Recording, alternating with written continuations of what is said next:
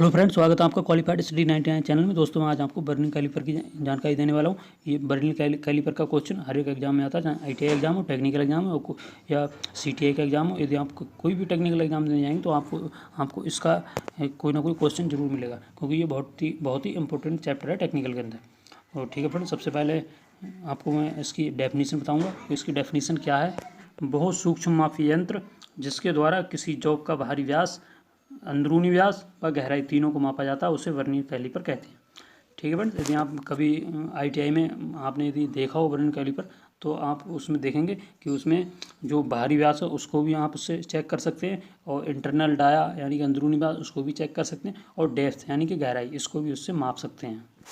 इस सूक्ष्ममापी यंत्र का आविष्कार फ्रांस के वैज्ञानिक पेरी वर्नियर ने किया था। ठीक है फ्रेंड्स, पेरी वर्नियर ने इसका आविष्कार किया था, इसलिए इस यंत्र का नाम वैज्ञानिक के नाम के अनुसार वर्नियर कैलिपर रखा गया। तो इसीलिए जो पेरी वर्नियर था, इसने वर्नियर का आविष्कार किया और इसका नाम वर्नियर कैलिपर रख दिया। ठीक है फ्रेंड्स, तो ये बहुत बार एग्जाम में सीधे सीधे आता है कि इसका आविष्कार किसने किया था। तो इसका आंसर ये होगा कि पेरी वर्नियर ने वर्नियर कैलिपर का आविष्कार किया था। अब फ्रेंड्स, बात करूँगा मैं इसके मटेरियल की। तो यह निकल क्रोमियम स्टील या वेनेडियम स्टील का बनाया जाता है। ठीक है, ये भी क्वेश्चन बहुत बार आता है कि वर्नियर कैलिपर किस मटेरियल का बना होता है। तो इसका आंसर यही हो जाएगा, निकल क्रोमियम स्टील और वेनेडियम स्टील। ठीक है फ्रेंड्स, आगे बात करूँगा मैं इसके सिद्धांत की कि ये किस सिद्धांत पर कार्य करता है। तो यह मेन स्केल और वर्नियर स्केल के अंतर पर कार्य करता है। ठीक है फ्रेंड्स, आगे बात करूँगा मैं इसके साइज़ की। तो इसका जो साइज़ है, यदि आप इसको बाज़ार में ख़रीदने जाओगे तो यह मीट्रिक पद्धति में 150 से 300, ये बहुत ही इंपॉर्टेंट है दोस्तों, 150 से 300 mm तक साइज़ के मिलेंगे। ठीक है फ्रेंड्स, और ब्रिटिश पद्धति में 6 से 24 इंच तक के साइज़ के मिलेंगे। तो ये भी क्वेश्चन आता है बहुत बार कि यदि हम किस तरह से माइक्रोमीटर खरीदेंगे तो उसकी ये रेंज दी हुई है इन्होंने कि 150 से 300 mm तक साइज़ के मिलेंगे, और ब्रिटिश पद्धति में 6 इंच से 24 इंच तक मिलेंगे। जिस टाइप का आपको माइक्रोमीटर की ज़रूरत है आप उसको खरीद सकते हैं। अब बात करूँगा मैं दोस्तों इसके लिस्ट अल्पतमांक की, यानी कि इसको इंग्लिश में कहते हैं लिस्ट काउंट। ठीक है फ्रेंड्स, और इसका जो मीट्रिक पद्धति में लिस्ट काउंट होता है वो होता है 0.02 mm, और ब्रिटिश पद्धति में होता है 0.001 इंच। ये भी क्वेश्चन बहुत बार आता है कि इसका मीट्रिक में लिस्ट काउंट बताइए या ब्रिटिश पद्धति में इसका लिस्ट काउंट बताइए। तो आप इस तरह से इसका आंसर दे सकते हैं। दोस्तों, अब मैं आपको वर्नियर कैलिपर के पार्ट्स बताने वाला हूँ कि इसमें क्या क्या पार्ट्स होते हैं। ठीक है फ्रेंड, ये डायग्राम के माध्यम से मैं आपको समझाने वाला हूँ। तो मैं इसको थोड़ा सा बड़ा कर लेता हूँ, थोड़ा इसको, जिससे कि आपकी समझ में पूरा आ जाएगा ये। ठीक है फ्रेंड्स, अब सबसे पहले इसमें बात करूँगा मैं फिक्स्ड जा की। ठीक है फ्रेंड्स, ये है फिक्स्ड जा, और एक है ये मूवेबल जा। तो ये वाला इसका जो जबड़ा है ये फिक्स रहता है, और ये वाला मूवेबल यानी कि चलता है। ये आप जितना भी ये इसका एरिया देख रहे हैं, यहाँ से लेके ये है ये यहाँ तक, तो ये सब दोस्तों ये मूवेबल है, ये पूरा चलता है। और इसी को हम बोलते हैं, ये जो ग्रेजुएशन इस पर बने हुए हैं इसको ही हम बोलते हैं वर्नियर स्केल। और एक होती है दोस्तों मेन स्केल। तो और ये जिसके ऊपर ये चल रहा है ये है मेन स्केल। ठीक है फ्रेंड्स, और इसके बाद में इसमें एक स्क्रू लगा हुआ है। तो इस स्क्रू का कार्य है कि ये जब हम किसी चीज़ का मेजरमेंट करते हैं तो फिर हम क्या करेंगे, इससे इसको टाइट कर देंगे, तो ये वहीं पे फिक्स हो जाएगा। ठीक है फ्रेंड्स, अब आगे बात करूँगा मैं इसमें स्ट्रिप की। तो इसमें एक स्ट्रिप लगी हुई है, तो इससे हम क्या करते हैं, इसकी डेप्थ चेक करते हैं इससे।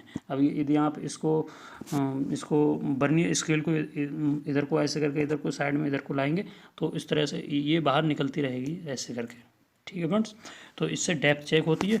और आपके जो हैं इसमें इनसाइड जा ये वाले, तो इन जबड़ों का कार्य है कि किसी होल वगैरह, कोई होल है या कोई गहरी चीज़ है, यदि आप उसका डाया चेक करना चाहते हो तो आप इनके माध्यम से चेक करेंगे, इनसाइड जा के माध्यम से। ठीक है फ्रेंड्स, और ये आउटसाइड जा, इससे किसी जैसे कोई रॉड है या कोई भी बॉल है, जैसे इन्होंने ऑब्जेक्ट दे रखा है, तो इस तरह से हम अगर इनका चेक करना चाहेंगे तो हम इनसे आउटसाइड जा यानी कि बाहरी जबड़े जो हैं इनसे इसका वो चेक कर सकते हैं। ठीक है फ्रेंड, किसी का डाया चेक कर सकते हैं। और इससे इंटरनल डाया यानी कि जो इनसाइड जहाँ इससे हम इंटरनल चेक करेंगे, और आउटसाइड से इससे बाहरी चेक करेंगे। ठीक है फ्रेंड, और जो स्ट्रिप है इससे हम इससे किसी ब्लाइंड होल की, कोई ब्लाइंड होल है तो हम उसकी इससे डेप्थ चेक कर सकते हैं। ठीक है फ्रेंड, और मैं आशा करता हूँ ये बहुत अच्छा आपको समझ में आया होगा। ठीक है फ्रेंड, अब मैं थोड़ा इसको डिटेल में इसके जो पार्ट्स हैं उनको बताने वाला हूँ। दोस्तों अब मैं इसकी आपको डिटेल बताने वाला हूँ। मैंने आपको एक बताई थी बर्नियर स्केल, तो इसके बारे में आप पढ़ लीजिए। यह बर्नियर कैलिपर का सबसे मुख्य भाग होता है। इसकी सहायता से ही सूक्ष्मता में माप ली जाती है। इसमें नीचे की साइड में मीट्रिक पद्धति के व ऊपरी साइड में ब्रिटिश पद्धति के निशान बने होते हैं। इसमें बाहरी व्यास मापने के लिए उपयोग में लाया जाने वाला भाग जबड़ा तथा भीतरी व्यास मापने के लिए उपयोग में लाया जाने वाला भाग निब कहलाता है। इस स्केल से चल जबड़ा तथा चल निब जुड़ी रहती है। इसी स्केल से गहराई मापने के लिए एक डेप्थ रॉड जुड़ी रहती है। इसके ऊपरी भाग में एक लॉकिंग स्क्रू लगा होता है तथा इसके साइड में नीचे की ओर एक फाइन एडजस्टिंग स्क्रू लगा होता है। अब फ्रेंड्स मैं आपको बताऊंगा मेन स्केल के बारे में। मैंने आपको डायग्राम में मेन स्केल भी बताई थी। तो बर्नियर कैलिपर का यह भाग बीम के नाम से भी जाना जाता है, इसको बीम भी कहते हैं। इस भाग पर स्टील रूल के समान मीट्रिक व ब्रिटिश पद्धति के निशान बने होते हैं। इसी भाग से बाहरी माप लेने के लिए फिक्स जबड़ा तथा भीतरी माप लेने के लिए फिक्स निब लगी होती है और इसके पीछे की साइड में एक ग्रुप बना होता है। इस ग्रुप में गहराई मापने के लिए एक डेप्थ रॉड पड़ी होती है। ठीक है फ्रेंड्स। अब मैं बात करूँगा थर्ड नंबर पे चलवा फिक्स जबड़ा। ठीक है फ्रेंड्स। इस भाग को किसी जॉब का बाहरी व्यास मापने के लिए उपयोग में लाया जाता है। अगला है दोस्तों चलवा फिक्स निब। इस भाग को किसी जॉब में बने स्लॉट का अंदरूनी व्यास मापने या स्लॉट की चौड़ाई मापने के लिए उपयोग में लाया जाता है। फ्रेंड्स मैंने आपको डायग्राम में एक लॉकिंग स्क्रू बताया था। तो इस भाग के द्वारा बर्नियर स्केल को लॉक किया जाता है। जब किसी जॉब की माप लेते हैं तो जॉब को जबड़ों या निब से निकालते हैं, तब बर्नियर कैलिपर हिल सकता है, जिसके कारण शुद्ध रीडिंग नहीं मिल पाएगी। इसलिए जॉब को माप लेकर तुरंत लॉक कर देते हैं, जिससे बर्नियर स्केल लॉक हो जाती है और रीडिंग शुद्ध या एक्यूरेट प्राप्त होती है। इस स्क्रू में नलिंग की गई होती है। ठीक है फ्रेंड, ये इसमें स्क्रू लगा होता है, उस पर नलिंग की हुई होती है। अब फ्रेंड्स मैं फाइन एडजस्टमेंट स्क्रू की बात करूँगा। इस भाग को थंब स्क्रू भी कहते हैं, क्योंकि इसको हाथ से अंगूठे से चलाया या ऑपरेट किया जाता है। इस स्क्रू के द्वारा बहुत बारीक माप को एडजस्ट करते हैं, जिससे एक्यूरेट माप मिलती है। इस भाग के द्वारा बर्नियर स्केल को आसानी से आगे पीछे सरकाया जाता है।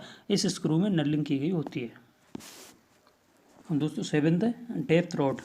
इस भाग का उपयोग किसी जॉब में बने स्लॉट की गहराई मापने के लिए किया जाता है। यह रॉड बर्नियर स्केल से जुड़ा होता है। इसके द्वारा गहराई को भी मीट्रिक पद्धति व ब्रिटिश पद्धति दोनों में माप सकते हैं। ठीक है फ्रेंड, इसमें कुछ पार्ट्स है इसके बर्नियर कैलिपर के, मैंने आपको उसके बारे में बताया।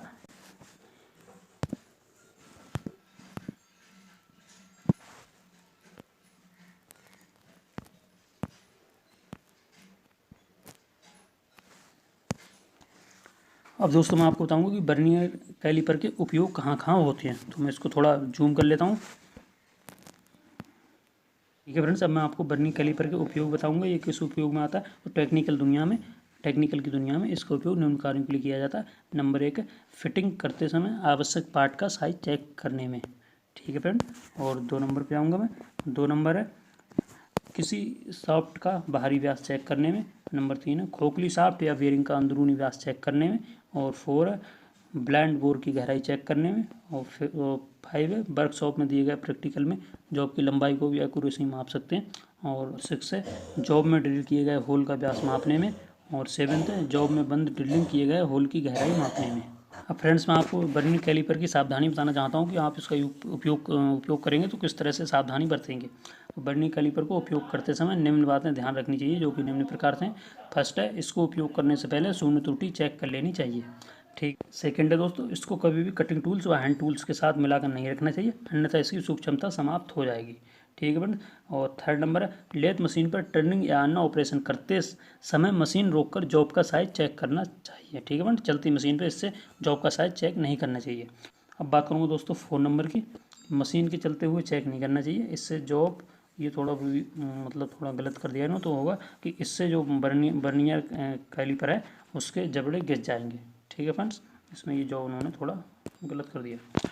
और यह है 5 नंबर, इसको संभल कर पकड़ना चाहिए। यह बार बार हाथ से छूटना नहीं चाहिए, क्योंकि गिरने से इसके पार्ट में हल्की सी खरोंच या मुड़ जाने से सूक्ष्मता समाप्त हो जाती है।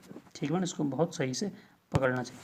और 6 की बात करूँगा मैं, इसको कभी भी ठोंकने पीटने के काम में नहीं लाना चाहिए। तो इस तरह से दोस्तों ये इसका पूरा विवरण था बर्निंग कैलिपर का। यदि आपने इतना पढ़ लिया तो आपको इसमें जो भी क्वेश्चन आएगा वो इससे बाहर नहीं जाएगा, क्योंकि इसी जितना मैंने बताया इससे ही क्वेश्चन आएगा। जो भी क्वेश्चन आएगा जहाँ कोई भी टेक्निकल एग्जाम में, ITI CTI या कोई भी टेक्निकल एग्जाम में आपका क्वेश्चन आएगा वो इससे ही संबंधित आएगा।